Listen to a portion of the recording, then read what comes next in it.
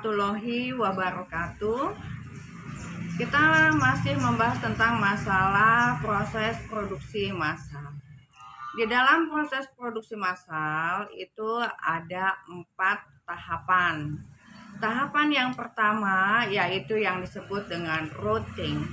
Routing itu adalah bicara tentang masalah urutan proses produksi yang harus dilakukan seefektif mungkin dan seefisien mungkin untuk meminimalkan resiko-resiko yang akan terjadi. Yang kedua adalah scheduling. Scheduling di sini adalah pengaturan jadwal. Mulai kapan bahwa proses produksi itu akan dimulai dan akan berakhir sampai di mana. Yang ketiga adalah dispatching. Dispatching ini adalah pengaturan perintah ya, pengaturan perintah kapan mulai bekerja ya, mulai tentang masalah pembagian tugas ya kepada SDM yang ada dan mulai kepada pengaturan proses produksinya. Yang keempat adalah follow up.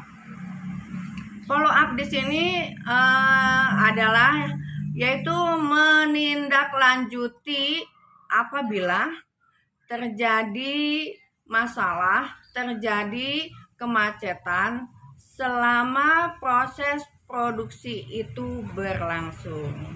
Jadi ada 4 tahapan di dalam proses produksi. Selanjutnya yaitu apa saja sih yang perlu dipersiapkan pada saat kita akan membuat alur proses produksi. Yang pertama adalah seperti yang dibahas di atas yaitu penjadwalan waktu ya. Yaitu bicara tentang masalah kapan, berapa lama prosesnya ya.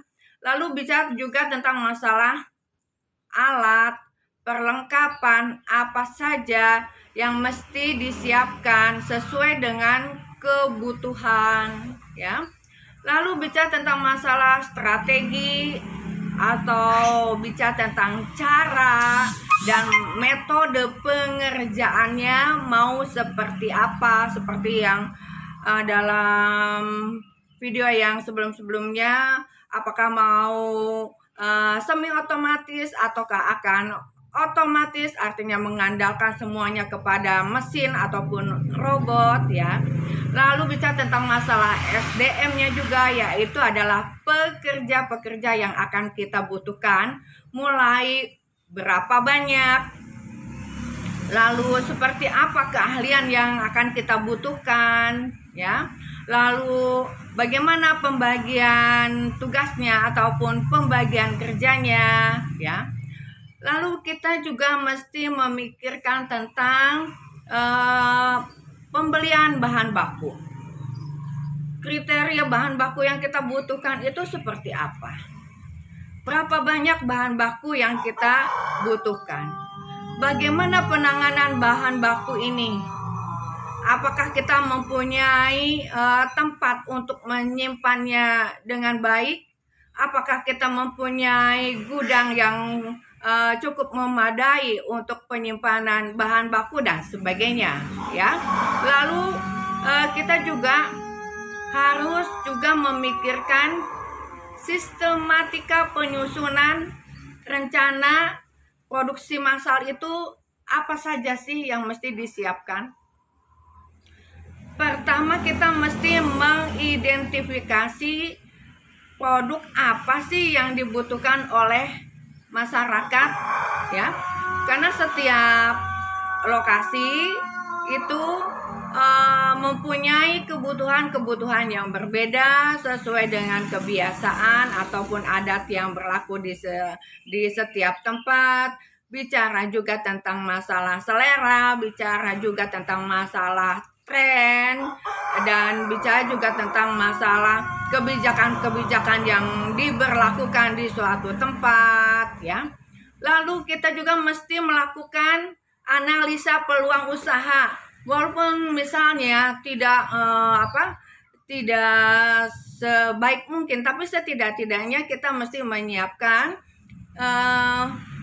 hitungan-hitungan kasar ya, secara logika apa saja yang mesti dipersiapkan di dalam menilai atau mengevaluasi usaha yang akan kita lakukan, mulai dari kelemahannya, kekuatannya, peluangnya, lalu ancaman-ancaman apa yang akan terjadi ya.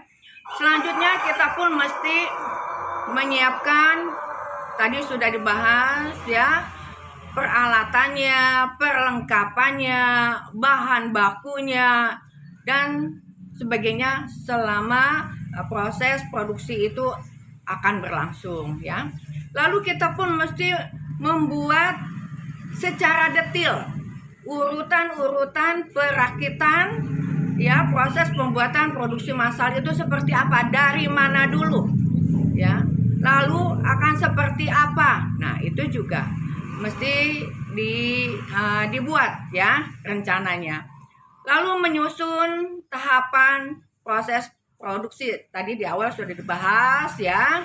Secara umum orang mengenal tahapan proses produksi itu ada 4 ya: routing, scheduling, dispatching, dan follow up. Itu umumnya seperti itu. Selanjutnya adalah menyusun rencana promosi dan pemasaran. Mau seperti apa sih produk kita ini kita tawarkan kepada konsumen?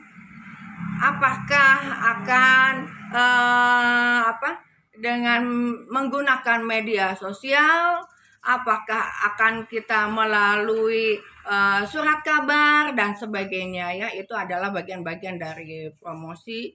Begitupun dengan pemasaran yang akan dilakukan, strategi apa yang akan dipakai ya. Selanjutnya bicara tentang administrasi produk yang mesti disiapkan, dari mulai pembelian itu administrasinya bagaimana, pada setelah produk itu jadi akan dipasarkan, surat-suratnya juga harus dilengkapi, dan keterangan-keterangan lain yang dibutuhkan terkait dengan produk yang akan kita tawarkan.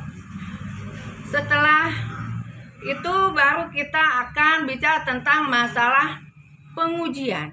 Tentu saja pengujian ini juga mesti kita lakukan supaya kepercayaan konsumen kepada produk kita itu semakin kuat dan semakin tinggi.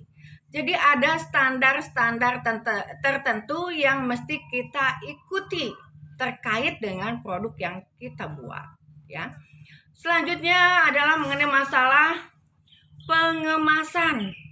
Akan seperti apa sih dikemas produk kita supaya terkesan menarik ya, lalu aman, lalu nyaman, sehingga barang tersebut bisa sampai di tangan konsumen itu sesuai dengan harapan konsumen. Jadi bukan hanya dilihat dari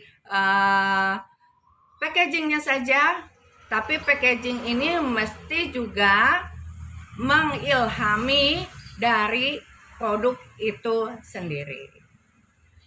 Sekian materi tentang masalah tahapan proses produksi massal. Semoga bermanfaat bagi kita semua. Tetap sehat, semangat selalu. Assalamualaikum warahmatullahi wabarakatuh.